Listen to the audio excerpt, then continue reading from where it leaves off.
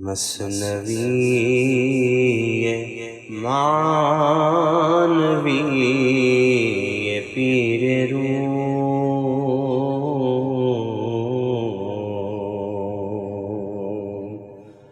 مثنوی معنوی پیر روم،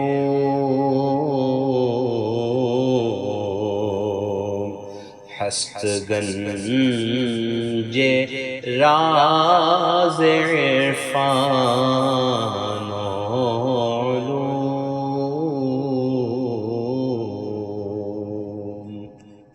بسم اللہ الرحمن الرحیم، الحمدللہ رب العالمین، والصلاة والسلام علی سیدنا مولانا محمد سید الاولین والآخرین وعلی آلہ واصحابہ اجمعین، اما بعد۔ گزشتہ 2 ایپیسوڈ سے ہم حضرت ثوبان بن ابراہیم، جن کو حضرت ذوالنون مصری بھی کہا جاتا ہے رحمۃ اللہ علیہ، ان کا ایک واقعہ سن رہے تھے، جس میں ان کو چوری کے الزام میں پہلے تو ماخوذ کیا گیا، اور پھر جس طرح سے اللہ تعالیٰ نے ان کو اس الزام سے بچایا وہ ایک کرامت ظاہر ہوئی۔ پھر اس کے بعد ان کے اوپر ایک جنون کی کیفیت طاری ہوئی، دیوانگی کی کیفیت طاری ہوئی، وہ دیوانگی جو عاشقوں کو نصیب ہوتی ہے، وہ دیوانگی کا ذکر آپ نے کیا، اور دیوانے کس طرح کے ہوتے ہیں، ان کی حقیقت کیا ہے، اس کے اوپر تفصیل سے اظہار خیال کیا، اور پھر اسی تسلسل میں بعض اہم کام کی باتیں بیان کی۔ اس میں سے ایک اہم بات یہ تھی کہ دنیا میں انسان ایک ہی جیسا نظر آتا ہے، اچھا اور برا، لیکن دنیا میں اچھے لوگ بھی ہوتے ہیں اور برے لوگ بھی ہوتے ہیں۔ اچھا آدمی جو ہوتا ہے وہ پوری طریقے سے اچھا نہیں ہوتا، اس کے اندر بھی کوئی نہ کوئی خرابیاں، کوئی نہ کوئی کمیاں ہوتی ہیں، اور برا آدمی جو ہوتا ہے وہ بھی پوری طریقے سے برا نہیں ہوتا، اس کے اندر بھی کہیں نہ کہیں اچھائیاں ہوتی ہیں۔ اس حوالے سے اس کی صراحت آگے آپ کریں گے، لیکن ایک بات ضرور ہے کہ انسان کے اندر بعض چھپی ہوئی گندگیاں ہوتی ہیں، اور جب تک کہ وہ اپنے نفس کو پاکیزہ نہ بنائے، دل کو صاف نہ کرے، وہ اس کی گندگیاں ختم نہیں ہوتی۔ اگر وہ اس دنیا میں ہی اس کو دور نہ کر لے تو قیامت کے دن وہ آب و تاب کے ساتھ سامنے آ جائیں گی۔ اب آپ نے اس سلسلے میں بیان کیا تھا کہ بے شے آمد وجود آدمی، پر حضر شو زی وجود ار آدمی، انسان کا وجود بھی ایک جانوروں کے بن کی طرح ہے، اس کے اندر بھی خصلتیں ہیں، بری خصلتیں۔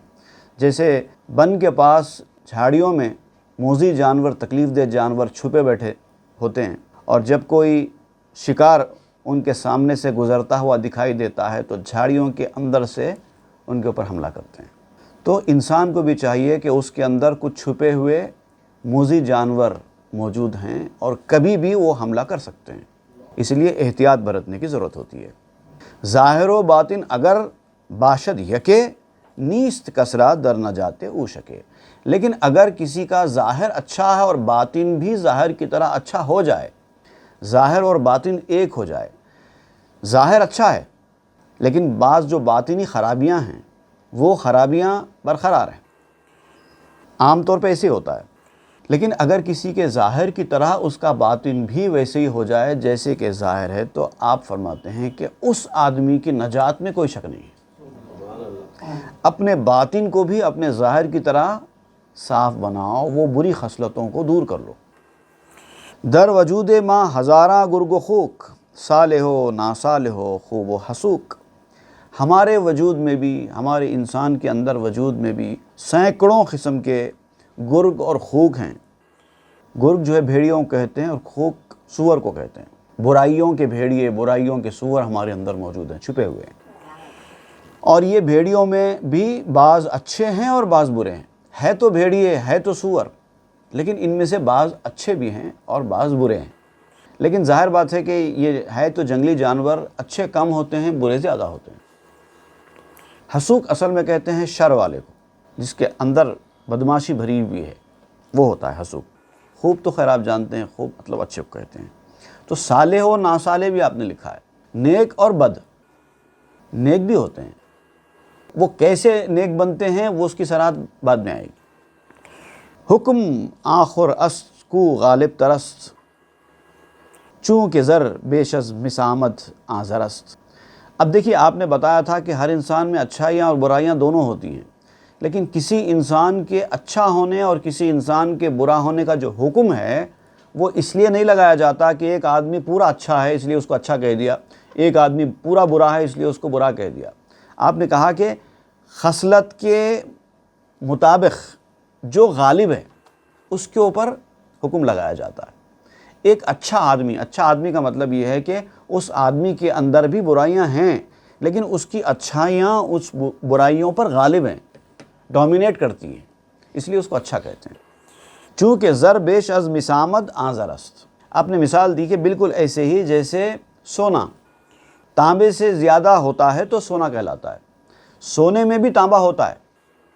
سونے کا کوئی ornament ہے تو خالص 100% سونا نہیں ہوتا اس میں، اگر 100% سونا ہوگا تو ornament بنے گا ہی نہیں، اس کے اندر کچھ ملانا پڑے گا، لیکن وہ ملانے کی وجہ سے، تانبا ملانے کی وجہ سے وہ تانبے کا ornament نہیں کہلاتا، سونے کا ہی کہلاتا ہے۔ اسی طرح تانبے کے ornament میں اگر آپ کچھ حصہ سونا ملا دیں تو وہ سونے کا ornament نہیں کہلاتا، تانبے کا کہلاتا ہے۔ اسی طریقے سے انسان کا معاملہ بھی ہے، جو چیز غالب ہے اس کے اوپر حکم لگایا جاتا ہے۔ سیرت کاں در وجودت غالب است، ہم براں تصویر حشرت واجب است۔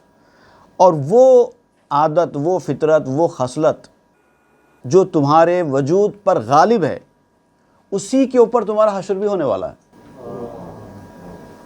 قیامت کے دن جب انسان کا حشر ہوگا تو اس کنڈیشن کے اوپر اس کا حشر ہوگا جو اس کے اوپر غالب ہے۔ برائیوں کے اوپر اچھائیاں غالب ہیں تو آپ کا حشر اچھا ہے، برائیاں غالب ہیں تو آپ کا حشر برا ہے۔ لیکن جو ظاہر و باطن میں ایک جیسا ہو جائے، جیسے ظاہر اس کا اچھا ہے باطن بھی اسی طرح اس کا اچھا ہو جائے، تو پھر تو اس کے نجات میں شک ہی نہیں ہے۔ ساعت گرگی درایت در بشر، ساعت یوسف رخی ہمچوں قمر۔ انسان کے اوپر بھی ابھی اچھا یا برائیاں دونوں کیوں ہوتے ہیں انسان کے اوپر، آپ اس کی صراحت کرتے ہوئے کہتے ہیں کہ انسان کے اوپر ایک ایک وقت ایک ایک کیفیت طاری ہوتی ہے، ہر وقت انسان ایک جیسا نہیں ہوتا۔ کبھی انسان کے اندر بھیڑیا پن بھی آ جاتا ہے، کبھی نیکی کا خیال آ گیا، کبھی ایک دم نیک بن گئے، رونے لگے، گڑ گڑانے لگے، عبادت ریاضت کرنے لگے، ایسا حال آ گیا، اور کبھی ایسا ہو گیا ان تمام چیزوں سے دوری ہو گئی۔ دونوں صورتیں انسان کے اوپر چلتی رہتی ہیں۔ اب یہاں پر بھی وہی ہے، جو حالت زیادہ دیر تک انسان کے اوپر چلتی رہے وہ اپنے اثرات قبول کرتا ہے۔ برائیاں اگر حاوی ہوتے رہیں، برائی کی خصلتیں اگر زیادہ چلتی رہیں زندگی میں تو پھر آدمی برا ہو جائے گا۔ اچھائی کی عادتیں زیادہ وقت چلتی رہیں گی اس کی زندگی میں تو آدمی اچھا ہو جائے گا۔ ساعت یوسف رخی ہمچوں قمر، ایک وقت میں وہ چاند بن جاتا ہے، یوسف کی طرح یوسف رخی بن جاتا ہے۔ کبھی اتنا برا ہو جاتا ہے کہ بھیڑیا بن جاتا ہے، اور کبھی وہی انسان ہوتا ہے، کبھی ایسا نیک ہو جاتا ہے، ایسا معلوم ہوتا ہے یوسف کا خوبصورت چہرہ ہے چاند جیسا، وہی آدمی ہے۔ کبھی حالات انسان کو اچھائی برائی کی طرف موڑ دیتے ہیں، کبھی صحبتیں انسان کو اچھائی برائی کی طرف موڑ دیتی ہیں، کبھی تو کچھ باطنی چیزیں ہیں، کیونکہ انسان کی فطرت میں تبدیلی ہے، انسان کا دل بدلتا رہتا ہے۔ اسی لیے کہا جاتا ہے کہ انسان کی محبت اور نفرت کا بھی کوئی بھروسہ نہیں ہے۔ اگر کوئی آپ کو جان و دل سے پسند کرتا ہے، محبت کرتا ہے، تو اس بات کی کوئی گارنٹی نہیں ہے کہ پوری زندگی وہ آپ سے محبت ہی کرتا رہے، کبھی نفرت پیدا ہو سکتی ہے۔ اور ایک آدمی جو آپ سے دشمنی کرتا ہے، ضروری نہیں ہے کہ پوری زندگی وہ آپ سے دشمنی ہی کرتا رہے، وہ دوست بن سکتا ہے۔ اسی لیے میں نے ایک شعر میں کہا تھا، حب و نفرت کا اعتبار نہیں، دل تغیر پذیر ہوتا ہے۔ نہ محبت کا اعتبار ہے، نہ نفرت کا اعتبار ہے، بے بھروسہ چیزیں ہیں، کیونکہ انسان کا دل تو بدلتا رہتا ہے۔ سرشت آدم خاکی میں ہے عنصر تغیر کا، اس سے پہلے ہم پڑھ چکے ہیں دیوانے کے حوالے سے۔ انسان کی سرشت میں، اس کی فطرت میں ہے تبدیلی، چینج۔ می رود از سینہا در سینہا، از رہے پنہا صلاح کی نہا۔ اور یہ چیزیں جو ہیں سینہ در سینہ بھی منتقل ہوتی ہیں، اچھائیاں اور برائیاں دونوں۔ آپ کس کے ساتھ زیادہ اٹھتے بیٹھتے ہیں، کس کی باتیں زیادہ سنتے ہیں، ان کے اثرات آپ کے اندر آنے لگتے ہیں، کچھ تو کانوں کے ذریعے، کچھ آنکھوں کے ذریعے، یہ تو حس ہے، لیکن کچھ بغیر حس سے بھی آ جاتے ہیں، اس کو کہتے ہیں سینے کے ذریعے آ جانا، سینہ در سینہ، سینہ بسینہ، سینہ بسینہ علم بھی ہوتا ہے، سینہ بسینہ فیض بھی ہوتا ہے۔ کچھ چیزیں سینہ بہ سینہ آ جاتی ہیں، سینوں سے ایک سینے سے دوسرے سینے میں منتقل ہو جاتی ہیں، اور یہ منتقل ہونے والی چیز خفیہ طور پر ہوتی ہے، از رہے پنہاں، چھپے ہوئے طریقے سے ہوتی ہے، نہ استفادہ کرنے والے کو پتہ چلتا ہے کہ یہ ہو رہا ہے، نہ جس سے استفادہ کیا جا رہا ہے اس کو پتہ چلتا ہے کہ یہ ہو رہا ہے۔ از رہے پنہاں، چھپے ہوئے طریقے سے ہوتا ہے۔ صلاح و کینہا، اچھائی بھی برائی بھی، دل کی صفائی بھی اور دل کی گندگی بھی، دونوں منتقل ہوتے ہیں۔ بلکہ خود از آدمی درگاہ و خر، می رود دانائی و علم و ہنر، بلکہ انسان تو انسان ہے، انسان کی اچھائیاں برائیاں انسان سے جانوروں میں بھی منتقل ہوتی ہیں۔ بیل اور گدھے بھی انسان سے سیکھتے ہیں، ٹریننگ انسان ہی سے تو سیکھتا ہے، جانور۔ یہاں تک کہ سمجھ، علم، ہنر، یہ چیزیں بھی انسان سے جانور کی طرف منتقل ہوتی ہیں ٹریننگ کے ذریعے سے۔ کتنے ایسے جانور ہیں آپ تو جانتے ہیں کہ انسان کے قابو میں ہیں، وہ جہاں چاہے انسان ان کو لے کے جاتا ہے، جو چاہے کام کراتا ہے، اور جیسا وہ ٹرینڈ ہوتے ہیں اسی طریقے سے اپنے مالک کے حکم کی تعمیل کرتے رہتے ہیں۔ تو جس کے ہاتھ پر آپ ٹرین ہو رہے ہیں وہ آپ کو جیسے بنائے گا آپ ویسے بنتے جائیں گے۔ جب جانور یہ ٹریننگ کو قبول کر سکتے ہیں، ان کے اوپر اس ٹریننگ کے اثرات پڑ سکتے ہیں، انسان تو انسان ہے۔ اسپ سک سک می شود رہوار و رام، خرس بازی می کند بز ہم سلام۔ کم رفتار گھوڑا ہو یا تیز رفتار گھوڑا ہو، ٹریننگ کے بعد فرما بردار ہو جاتا ہے۔ اگر وہ تیز چل رہا ہے تو بھی فرما برداری سے چل رہا ہے، سلو چل رہا ہے تو بھی فرما برداری سے چل رہا ہے۔ مالک اس کو آہستہ چلنے کے لیے کہتا ہے تو وہ آہستہ چلتا ہے، مالک اس کو تیز دوڑنے کے لیے کہتا ہے تو وہ تیز دوڑتا ہے۔ خرس بازی می کنت، ریچھ بھی کھیلتا ہے انسان کے ساتھ۔ کئی ایسے ویڈیوز آپ نے بھی دیکھے ہوں گے، ریچھ، شیر، چیتا، یہ انسان کے ساتھ کھیلتے ہیں، یہ سب ٹریننگ کے اثرات ہیں۔ بز ہم سلام، بکری بھی سلام کرتی ہے ٹریننگ کے بعد، طوطا بات کرتا ہے، کتے کو تو آپ پوچھئے ہی مت۔ رفت در سگ زادمی ہرس و ہوس، اب کتے کا ذکر آ گیا یہاں۔ کتے تو وہ ہوتے ہیں کہ انسان سے ان کا ہرس اور ہوس بھی سیکھتے ہیں۔ انسان کے اندر اگر ہرس اور ہوس ہے، لالچ وغیرہ کی خصلتیں ہیں، تو انسان سے کتے بھی وہ صفت بھی سیکھ لیتے ہیں۔ یا شباں شد، یا شکاری، یا ہرس، کبھی وہ کتا چرواہا بن جاتا ہے جو انسان کے بکریوں کو چرانے کا کام کرے، کتے کو ایسا ٹرین کر دیتے ہیں کہ وہ بکریوں کو کتا چرا لیتا ہے۔ یا شکاری، یہ شکاری بن جاتا ہے، کچھ کام دے دیا جاتا ہے اس کو، فلاں چیز کا شکار کرو، ٹریننگ کے حساب سے اس کو اشارہ کرتے ہوئے جا کے شکار کر کے لاتا ہے۔ یا ہرس، یا محافظ بنتا ہے، آپ کے گھر کی نگرانی کرتا ہے اور آپ کے گھر کے علاوہ کہیں نہیں جاتا۔ تو ایک کتا، ایک جانور جس کو انسان کی طرح کی عقل حاصل نہیں ہے، وہ جب ٹریننگ کے اثرات قبول کرتا ہے، یہ چیزیں اپنے اندر لیتا ہے، انسان کیوں نہیں لے سکتا؟ انسان بھی لیتا ہے۔ اچھے لوگوں کے ساتھ رہے گا، ان کی ٹریننگ قبول کرے گا تو اچھائیاں اس کے اندر آئیں گی۔ برے لوگوں کے ساتھ وقت گزارے گا، ان کی باتیں سنے گا تو اس کے اثرات اس کے اندر آئیں گے۔ در سگے اصحاب خوئے ہزار خود، رفتہ تا جویائے اللہ گشت بود۔ اب ایک بہت بڑے کتے کی آپ مثال دے رہے ہیں، اصحاب کہف کا کتا، وہ سوئے ہوئے لوگوں کے ساتھ ہو کر وہ فضیلت حاصل کر رہا ہے۔ اصحاب کہف کے ساتھ رہتے رہتے کتے کو فضیلت حاصل ہو گئی، جس کا ذکر قرآن مجید میں آیا، وَكَلْبُهُمْ بَاسِطٌ ذِرَاعَيْهِ بِالْوَسِيدِ۔ اچھے لوگوں کے ساتھ رہنے کا رزلٹ بتا رہے ہیں۔ آپ تو انسان ہیں، کتے بھی اس سے استفادہ کرتے ہیں، ان کو بھی مقام مرتبہ مل جاتا ہے، اور ایسا بھی ایسا مقام مرتبہ مل گیا کہ قرآن میں ذکر آ گیا۔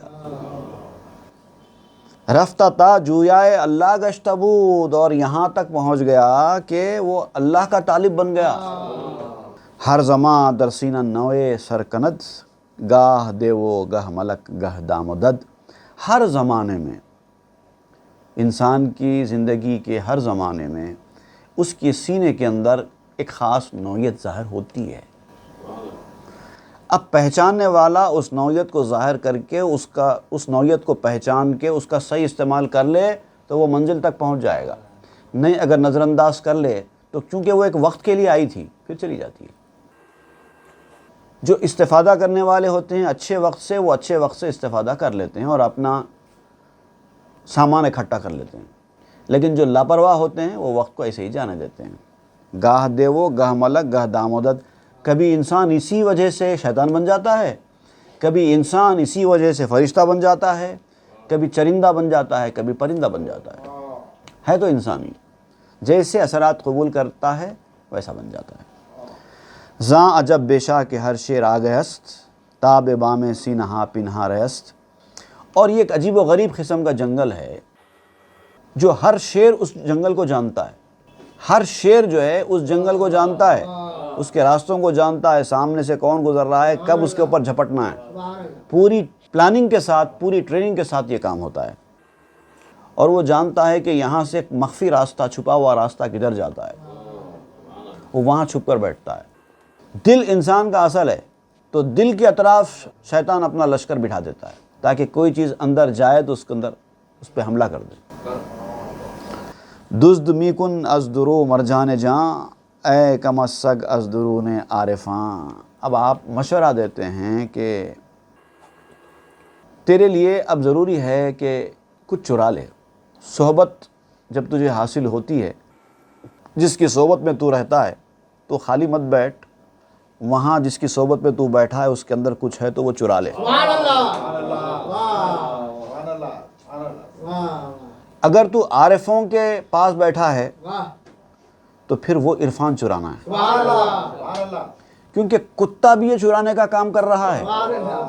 چرانے سے مراد آپ ٹریننگ حاصل کرنے سے جو اثرات ہوتے ہیں اس کی طرف آپ اشارہ دے رہے ہیں۔ ایک کتا بھی جو کہ جانور ہے اپنے ٹرینی سے کچھ ہنر چرا رہا ہے، اور تو کتے سے بھی کمتر ہے، تو اچھے لوگوں سے مل رہا ہے، اچھے لوگوں کے پاس بیٹھ رہا ہے، پھر بھی کچھ چراتا نہیں ہے۔ چل یہ تو چوری کر لے، دوسری چیزاں نہ کرنا۔ چونکہ دزدی دزد آں در لطیف، چونکہ حامل می شوی بارے شریف۔ جب چوری ہی کرنی ہے تو اچھی چوری کر، اور جب تجھے بوجھ ہی اٹھانا ہے تو اچھا بوجھ اٹھا۔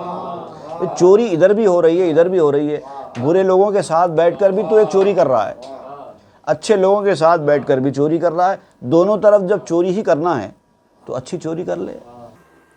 جب بوجھ ہی اٹھانا ہے تو کام کا بوجھ اٹھا، تو محنت کر رہا ہے، اپنے کندھے پر ایک بھاری وزن دار کوئی شے لے کر جا رہا ہے، محنت کر رہا ہے، اس کا کوئی فائدہ حاصل نہیں ہو رہا تو کیا فائدہ اتنا وزن اٹھانے کا؟ انسان وزن اٹھاتا ہے لیکن کچھ فائدہ ہوا تبھی اٹھائے گا نا، بلا وجہ تھوڑی اٹھائے گا۔ کسی راستے میں کہیں کوئی بڑا پتھر پڑا ہے، ادھر سے اٹھا کر لے جا کر ادھر رکھ دیا، لوگوں نے پوچھا کہ بھئی آپ یہ پتھر یہاں سے وہاں تک کیوں اٹھا کر رکھ دیے اپنی کمر پہ اتنی وزن اٹھا کے؟ بس ایسے ہی، ایسا ہوتا کیا؟ ایک خاص مقصد اگر ہوگا تو اٹھائے گا، نہیں تو نہیں اٹھائے گا۔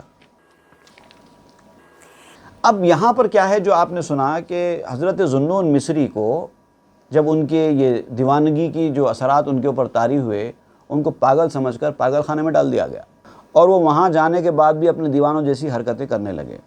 تو اب ان کے دوست جو تھے چاہنے والے، وہ مزاج پرسی کے لیے آئے تھے شفا خانے کو، اور بڑی حیرت سے دیکھ رہے تھے کہ اتنے سمجھدار انسان، اتنے پڑھے لکھے انسان ایسی حرکتیں کیوں کر رہے ہیں۔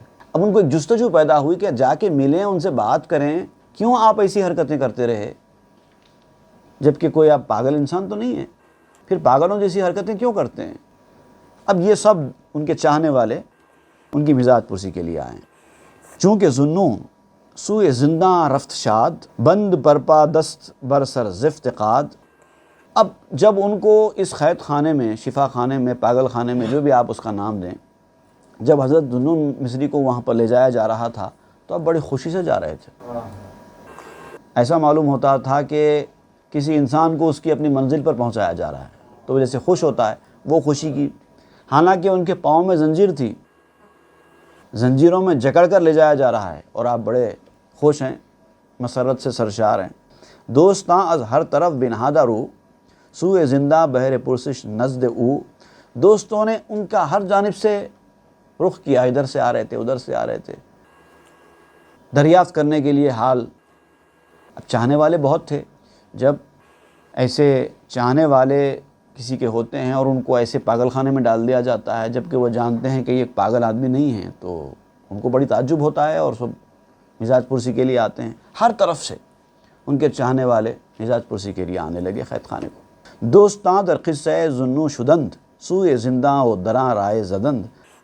اب سارے دوست روانہ ہو گئے حضرت ذوالنون مصری کی طرف، تاکہ یہ معلوم کریں، رائے حاصل کریں، ان سے بات کریں کہ بھئی آپ ایسا کیوں کر رہے ہیں کہ لوگ آپ کو قید خانے میں ڈال رہے ہیں، پاگل خانے میں ڈال رہے ہیں؟ آپ پاگل تو نہیں ہیں، کیوں آپ کو یہاں لے جایا جا رہا ہے؟ آخر اس کا سبب بھی تو کچھ نہ کچھ تو ہوگا اس کے پیچھے راز، کیونکہ بڑے لوگ کوئی بھی کام بلا وجہ کے نہیں کرتے۔ اب ایک اچھے خاصے سمجھدار آدمی اپنے آپ کو پاگل بنائے ہوئے ہیں تو اس کے پیچھے بھی کوئی حکمت ہوگی، کوئی مصلحت ہوگی، کچھ تو راز ہوگا اس کا۔ ایسے کیسے ہو سکتا ہے بغیر راز کے یہ لوگ کوئی کام نہیں کرتے؟ کہ مگر خاصت کند یا حکمت است، او دری راہ قبلہ است و آیت است۔ یہ مجنونانہ حرکتیں، دیوانگی کی عادتیں، یہ جان بوجھ کر رہے ہیں یا اس کے پیچھے کوئی راز ہے؟ کیونکہ ہم نے اب تک ان کو دیکھا کہ وہ سلوک طے کرنے والے، اللہ کے راستے پر چلنے والوں کے لیے قبلہ ثابت ہوئے ہیں۔ ان کے نقش قدم کو دیکھ کر لوگ منزل حاصل کرتے رہے ہیں۔ ایسی شخصیت کو ایسی حالت میں بلا وجہ کے تو نہیں ڈالا جاتا، تو کچھ نہ کچھ تو ہے، اور یہ جان بوجھ کر رہے ہیں تو کیوں کر رہے ہیں؟ اور اگر جان بوجھ کر نہیں کر رہے ہیں، واقعی اگر پاگل ہو گئے ہیں، تو پھر اس میں کیا مصلحت ہو سکتی ہے اللہ کی کہ اچھے خاصے انسان کو پاگل کر دیا گیا؟ اس کے اندر بھی کوئی راز ہو سکتا ہے اگر ویسا بھی ہے تو۔ دور دور از عقل چوں دریائے او، تا جنو باشد صفا فرمائے او۔ وہ جو عقل مند ہے نا، اتنے عقل مند اور اتنے انٹلیکچوئل انسان ہے حضرت ذوالنون مصری، کہ آپ کہتے ہیں کہ ان کی دریا جیسی عقل سے یہ ممکن ہی نہیں ہے کہ ایسی حرکتیں کریں اور بے وقوفی کی سی باتیں کریں، اتنے سمجھدار آدمی ہو کے۔ ہم تو ماننے تیار نہیں ہیں۔ حاشا للہ از کمال جاہ او، قبر بیماری بے پوشد ماہ او۔ خدا بچائے، ان کے کمال کی وجہ سے ان کی بیماری کا عبر ان کے چاند کو چھپا رہا ہے۔ کچھ نہ کچھ تو کمال اتنا ہے کہ جہاں تک ہم پہنچے نہیں ہیں، ہماری عقلیں نہیں پہنچی ہیں وہاں تک۔ ایک عبر آ گیا ہے اور اس چاند سے چہرے کو ہم سے چھپا رہا ہے۔ اب وہ عبر کے بارے میں جاننا ہے ہم کو، کس چیز کا عبر ہے اور کیوں آیا ہے جو چاند کو ہم سے چھپا رہا ہے، اور چاند بادلوں میں چھپ رہا ہے۔ اوز شر عامہ اندر خانہ شد، اوز ننگے آخلاں دیوانہ شد۔ کہیں ایسا تو نہیں ہے کہ عوام کے شر کی وجہ سے وہ روپوش ہونے کے لیے یہ پلان کیے ہیں؟ یہ بھی ہو سکتا ہے، لوگوں سے دور بھاگنے کے لیے۔ عوام ان کو تنگ کرتی ہے، ان کا وقت کھاتی ہے، ان کے کام میں خلل ڈالتی ہے، تو اس سے بچنے کے لیے ایک ڈھونگ رچا کر اپنے آپ کو روپوش کر لیا۔ یا پھر یہ ہو سکتا ہے کہ بعض عقل مند لوگ ہیں، دنیا کو سب کچھ سمجھے ہوئے ہیں اور عیبوں کی دنیا میں مگن ہیں، دنیا دنیا دنیا دنیا آپ کی طرف ہی بھاگ رہے ہیں، دنیا کے دیوانے بن گئے ہیں، اس سے بیزار ہو کر چلے گئے۔ کیا ہو گیا ہے قوم کو، یہ دنیا کے پیچھے بھاگ رہے ہیں، ایسی قوم کے ساتھ میں کیوں رہوں؟ ان سے استفادہ نہیں کر رہے ہیں۔ دیکھیے، اللہ تعالیٰ جب کسی کو کوئی نعمت دیتا ہے تو بندوں کی ذمہ داری ہوتی ہے کہ اس نعمت سے استفادہ کریں۔ جب استفادہ کما حقہ نہیں ہو پاتا تو اللہ تعالیٰ نعمت چھین لیتا ہے۔ اللہ کے نیک بندے جب اپنا فیض پہنچانے کے لیے دنیا میں آتے ہیں اور اگر لوگ ان سے فیضیاب نہ ہوں، ان کے فیض کو اہمیت نہ دیں، تو وہ چھوڑ کر چلے جاتے ہیں۔ کوئی ہے استفادہ کرنے والا تو میں مستفید کروں، نہیں ہے تو میں جاؤں گا دوسری طرف، دوسرے خواہش مند ہوں گے وہاں چلا جاؤں گا۔ تو اسی لیے ہو سکتا ہے کہ بیزار ہو کر لوگوں سے چلے گئے ہوں۔ اوز آرے عقل کندے تن پرست قاصدن رفتست دیوانہ شدست۔ یہ تن پرست لوگ، کند عقل، غبی، بے وقوف، جو تن پرست ہے، جو خالی تن تن تن کرتا رہتا ہے، جسم کے پیچھے بھاگتا رہتا ہے، اس کو کہہ رہے ہیں آپ بے وقوف۔ انہوں نے جو ذلت اٹھائی ہے دنیا میں رہ کر، وہ ذلت اٹھانا ہے، روح کو فراموش کر دینا اور جسم کی طرف ساری توجہ مرکوز کرنا اور ویسی زندگی گزارنا گویا اپنی ذلت اٹھانا ہے۔ تو یہ ذلت اٹھانے والے لوگوں کی حرکتوں کی وجہ سے جان بوجھ کر حیات خانے میں چلے گئے ہیں، دیوانہ بن گئے ہیں۔ مختلف لوگ اپنی اپنی رائے دے رہے ہیں، اپنے اپنے خیالات پکا رہے ہیں کہ بھئی ایسا کیوں ہوا ہوگا۔ کہہ بندم اے فتح و ساز گاؤ، برسرو پشتم بزن ویرا مکاؤ۔ اب وہاں پر حضرت ذوالنون مصری قید خانہ پہنچے، شفا خانہ جو بھی آپ کہیں، پاگل خانہ، وہاں پہنچے۔ وہاں کے جوان کو آپ نے کہا کہ مجھے اچھی طرح باندھ دو ہاتھ پاؤں، میرے کمر پر بھی کس دو، میرے سر پر بھی کس دو، تاکہ میں حرکت نہ کر سکوں، اچھا بن کے ڈال دو مجھے۔ اب دیکھیے، ایک پاگل اگر ہے تو پاگل کسی سپاہی کو یہ کہتا ہے کہ مجھے اچھی طرح باندھ کے ڈال دو؟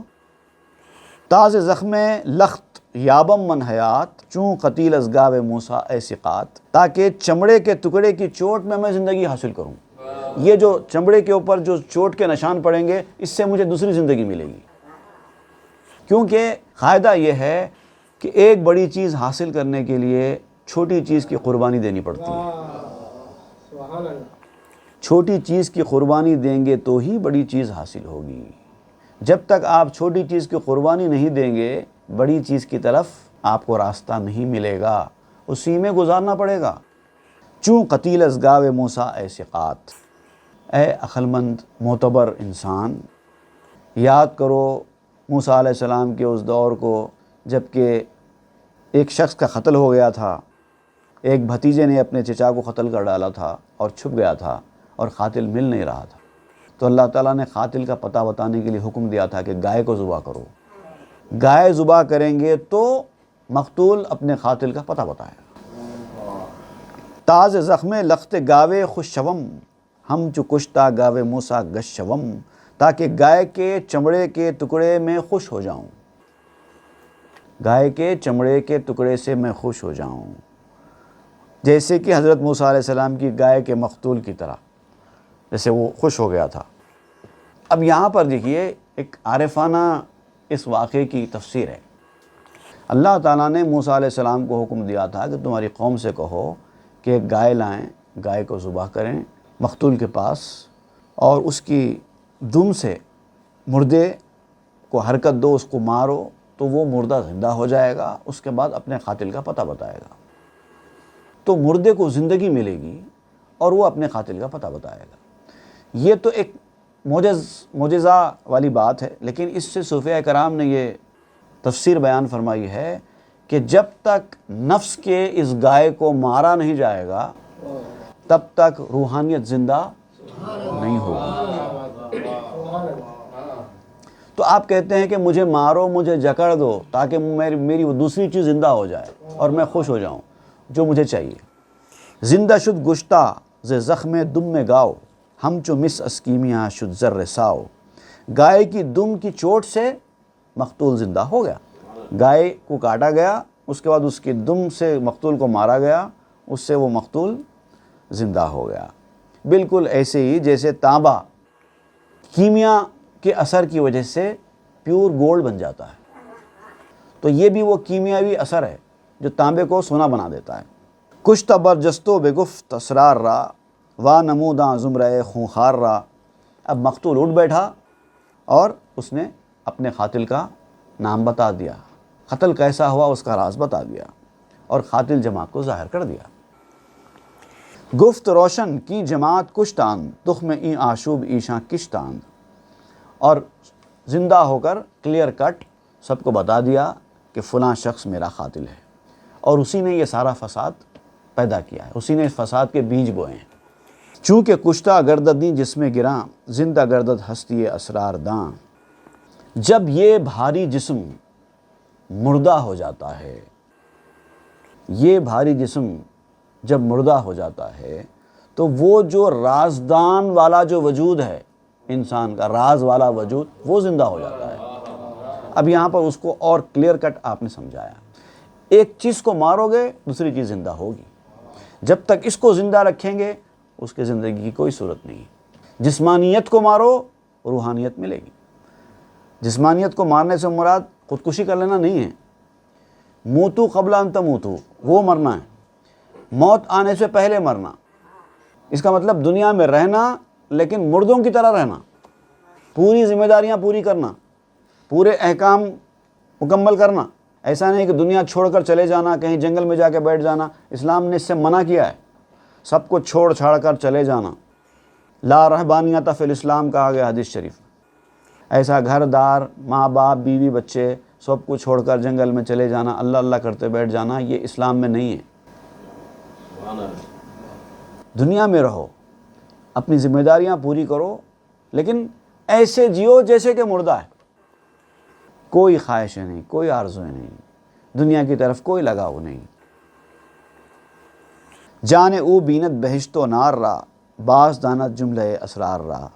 اور جب یہ رازدان والا وجود جب زندہ ہو جاتا ہے تو پھر کیا ہوتا ہے کہ اس کی جان دوزخ کو بھی دیکھتی ہے اور جنت کو بھی دیکھتی ہے، اور تمام رازوں کو جان لیتی ہے، اوپر کے راز کھل جاتے ہیں۔ وانمایت دام خود و ریورا، قاتل شیطانوں کو ظاہر کر دیتی ہے۔ جتنے قاتل شیطان ہوتے ہیں ان کے سامنے ظاہر ہو جاتے ہیں۔ یہ اس کا رازوں کو جان لینا یا جنت دوزخ کو دیکھ لینا اور اس کے رازدان وجود کا زندہ ہو جانا، اس کے سامنے شیاطین کو اور اس کی حرکتوں کو ظاہر کر دیتا ہے۔ جتنے قاتل شیطان ہیں اس کے سامنے ظاہر ہو جاتے ہیں، اور جو جہاں دھوکہ فریب ہے وہ سب اس کے سامنے صاف صاف آ جاتا ہے سامنے۔ ورنہ جس کو یہ تمیز نہیں ہے وہ لوگ دھوکے کا شکار ہو جاتے ہیں۔ گاؤ کشتن حسد اس شرط طریق، تا شود از زخم دمش جا مفیق۔ گائے کو ذبح کرنا معرفت کے راستے کی پہلی شرط ہے۔ اب گائے سے مراد آپ نے جان لیا، نفس، پہلی شرط، فرسٹ کنڈیشن، تاکہ اس کی دم ماری جائے آپ کے وجود پر اور وہ آپ کا وجود ہوش میں آ جائے۔ ابھی ہوش میں نہیں ہے، جب تک گائے ذبح نہیں ہے آپ کا وجود بھی ہوش میں نہیں ہے۔ گاوے نفس خیش را زو ترب کش، تا شود روح خفی زندہ بہوش۔ بہت جلدی، دیر مت کرو، بہت جلدی اپنے نفس کی گائے کو ذبح کر دو، تاکہ تمہارا جو باطنی مقام ہے وہ تم کو حاصل ہو جائے، تمہاری چھپی ہوئی روح ہوش کے ساتھ زندہ ہو جائے۔ ای سخن را مختاؤ پایا مجو، حال ظنو با مریداں بازگو۔ اب یہ ایک ایسا موضوع ہے، اس کو بولتے جائیں گے تو بہت نکلتی چلے جائے گی، اس کی ابتدا انتہا تلاش کرنے کی ضرورت نہیں ہے۔ جتنا ضروری باتیں بتائی گئی ہیں اس کو لے لو، اس پر عمل کرو، اتنا کافی ہے، زیادہ ڈیپتھ میں جانے کی بھی ضرورت نہیں ہے۔ اب وہ سناؤ حضرت ذنون کا ان کے مریدوں کے ساتھ جو معاملہ ہوا یہاں پر آنے کے بعد، انہوں نے کیا سوالات کیے، کیا جوابات کیے، وہ سناؤ۔ چوں رسیدن دا نفر نزدیک او، بانگ برزد ہے کیانندت خو۔ جب وہ لوگ، ان کے مرید، ان کے چاہنے والے حضرت ذنون مصری کے پاس پہنچے تو وہ چیخنے لگے، حضرت ذنون مصری چیخنے لگے، کون ہو تم، کیوں آئے ہو، بھاگو یہاں سے، نکلو، میں تم کو نہیں جانتا۔ با ادب گفتند ماں از دوستاں، بہر پرسش آمدیم ایجاں بجاں۔ تو انہوں نے بڑے ادب سے کہا کہ ہم آپ کے چاہنے والے ہیں، آپ ہم کو ایسے کیوں بھگا رہے ہیں؟ ہم دل و جان سے آپ کو چاہتے ہیں اور آپ کا حال پوچھنے کے لیے آئے ہیں۔ چونی اے دریائے عقل ذو فنون، اینچ بہتانست بر عقلت جنون۔ اے عجائبات اپنے عقل میں رکھنے والے، اب دیکھیے خطاب کرنے کا طریقہ، اے دریائے عقل ذو فنون، فنون والے، فنون والی عقل رکھنے والے، آپ کو پاگل خانے میں ڈالا گیا ہے تو یہ بات ہمارے پلے نہیں پڑ رہی ہے۔ آپ تو اتنے سمجھدار، اتنے قابل، اتنے پڑھے لکھے، ہماری عقلیں آپ کی عقل کی طرح نہیں ہیں، اور آپ کو اس طرح سے کیسے ڈالا جا سکتا ہے؟ آپ کیسے ہیں، آپ کی مزاج کیسی ہے، وہ پوچھنے آئے ہیں۔ کس طرح کا آپ پر یہ پاگل ہونے کا الزام لگا دیا گیا ہے، یہ ہمارے پلے نہیں پڑ رہا ہے۔ دودھ گلخن کے رسد در آفتاب، چون شود انخا شکستہ ازہراب۔ بھٹی کا دھواں، چاہے کتنی بڑی بھٹی کیوں نہ جلا دی جائے، وہ دھواں نکلتا نا، کبھی سورج تک پہنچا ہے؟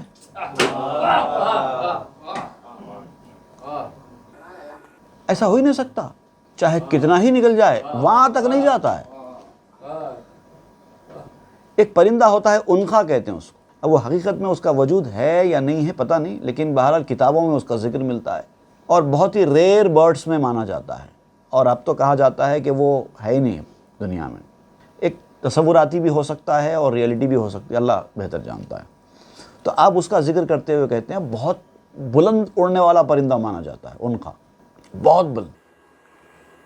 تو چوں شود انخا شکستہ از غراب، کبھی ایسا ہوا ہے کہ کوا نے انخے کو شکست دی ہو؟ کوا آسمان میں بہت کم بلندی پہ اڑنے والا پرندہ ہے، زیادہ نہیں اڑ سکتا۔ تو اگر کسی نے ہم سے یہ کہا کہ کوے نے ایک انخا کو ڈیفیٹ دے دی ہے، ہم کہاں سے مانیں گے؟ آپ کا پاگل خانے میں جانا ہمارے لیے ویسے ہی ہے۔ وا مگیر از ما بیاں کن اے سخن، ما محبانیم با ما ایمکن۔ اب ہم سب جانتے ہیں، آپ لوگوں کے سامنے جیسا اپنے پاگل ہونے کا اظہار کر رہے ہیں کریے، ہم سے تو مت چھپائیے، ہم کو بتائیے، ہم آپ کے چاہنے والے ہیں۔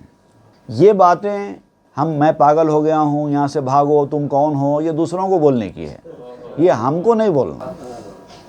ہم سب جانتے ہیں آپ کی حال حقیقت، وہ بھی جانتے ہیں اور آپ سے محبت کرتے ہیں، اس لیے ہم کو فکر ہے، اس لیے ہم آپ پوچھنے آئے ہیں۔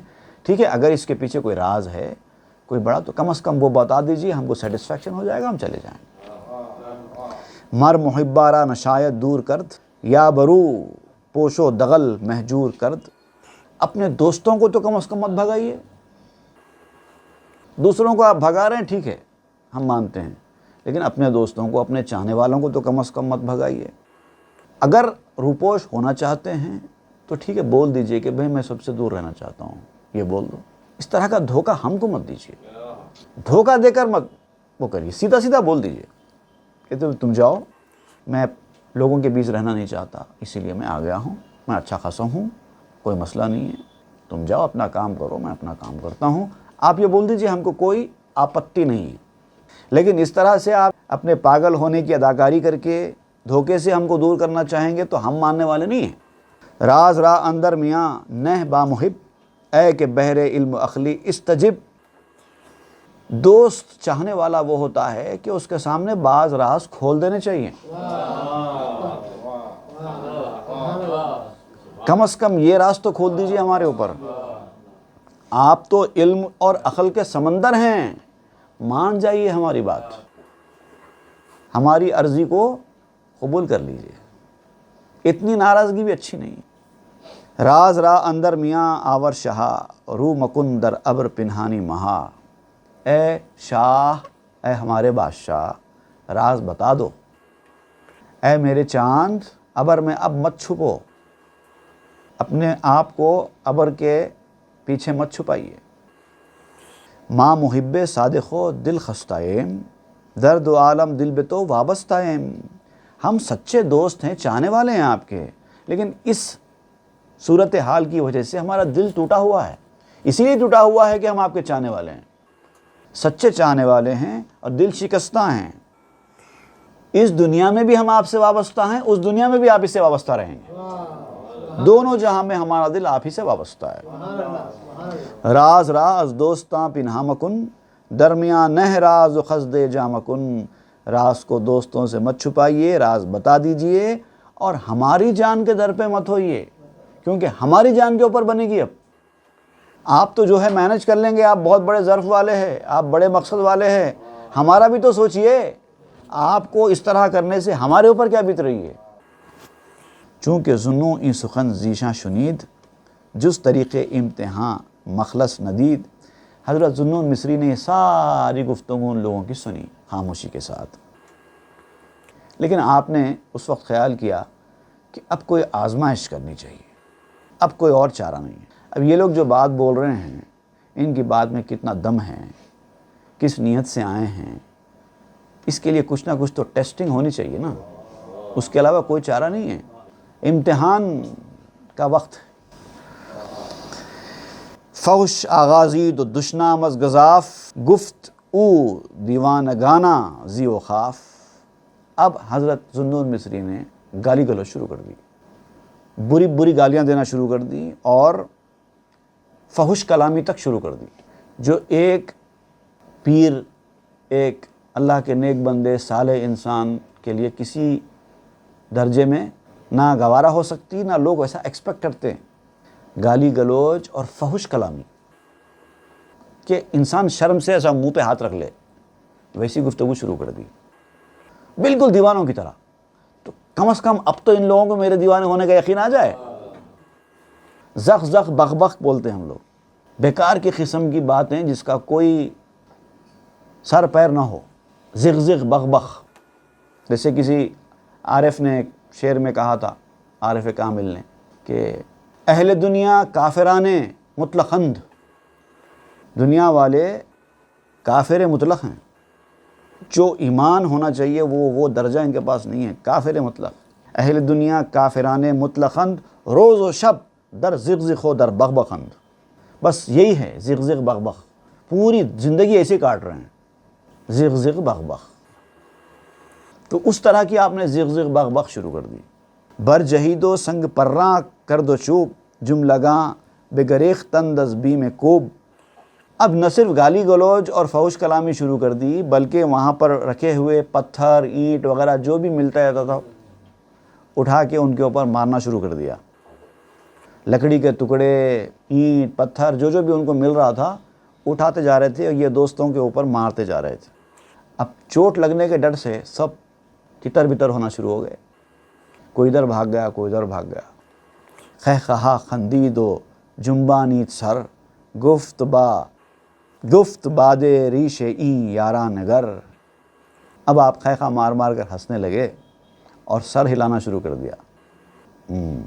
بڑے دوست بن کے آئے تھے.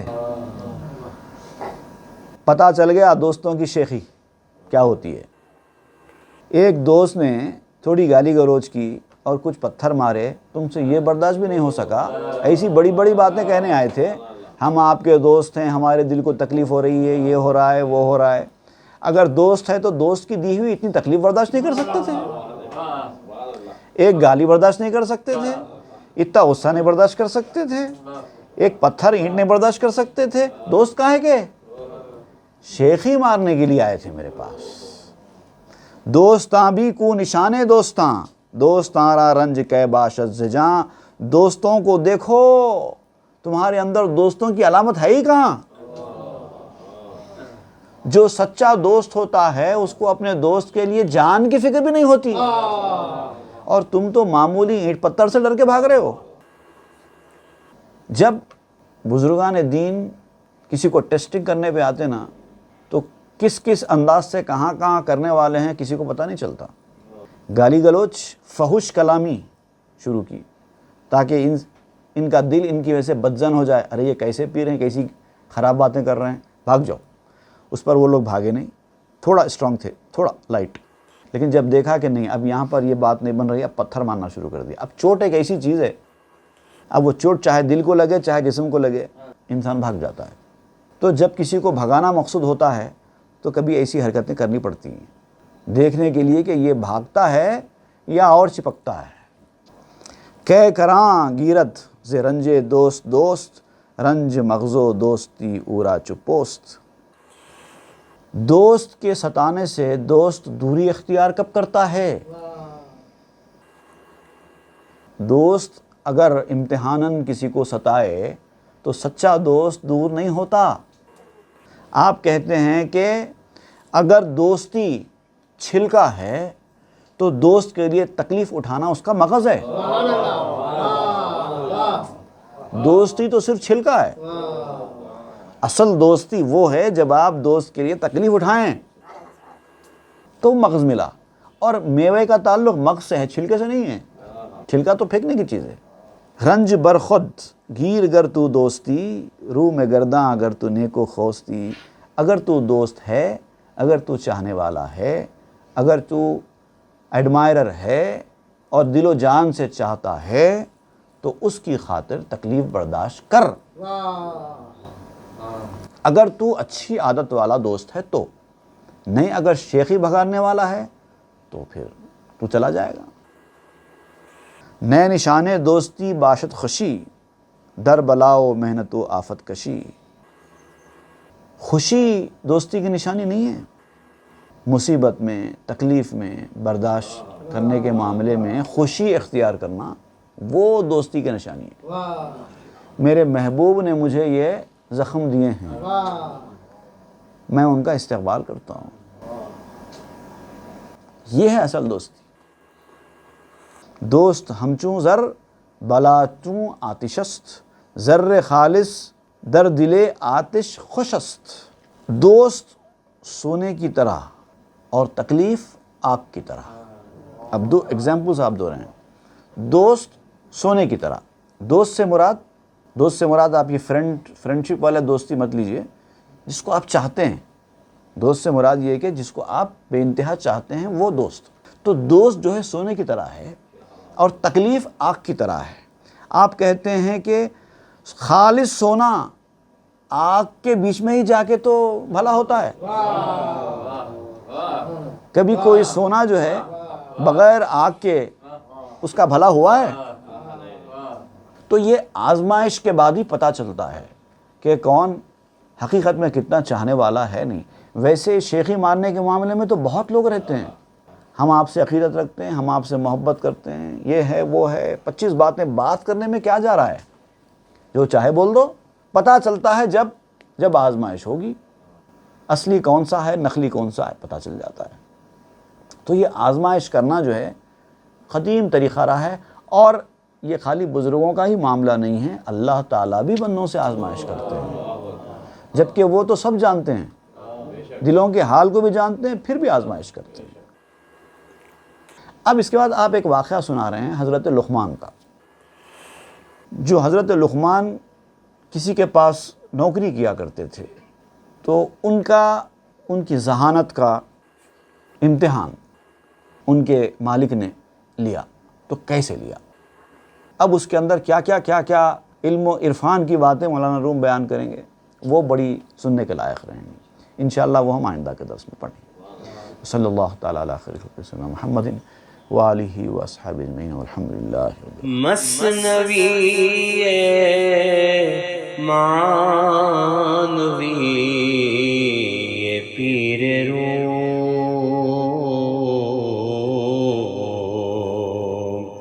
ہست گنج راز عرفان